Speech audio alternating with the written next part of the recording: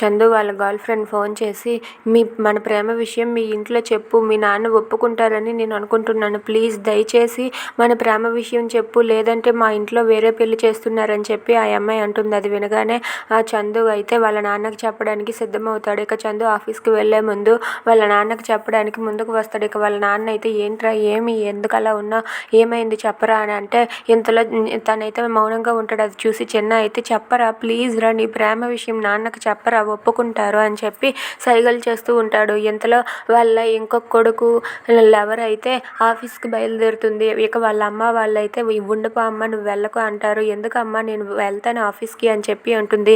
ఎందుకమ్మా వెళ్తావు, పెళ్లి చూపులు అని చెప్పినా సరే సెలవు ఇవ్వరా అని చెప్పి అంటుంది. అది వినగానే తనైతే ఒక్కసారిగా షాక్ అయిపోతుంది. ఏంటి పెళ్లి చూపులా అని చెప్పి చాలా భయపడుతూ ఉంటుంది. ఈ విషయం అర్జెంటుగా తనకు చెప్పి మేము వెంటనే పెళ్లి చేసుకోవాలని చెప్పి అనుకుంటుంది. Please subscribe.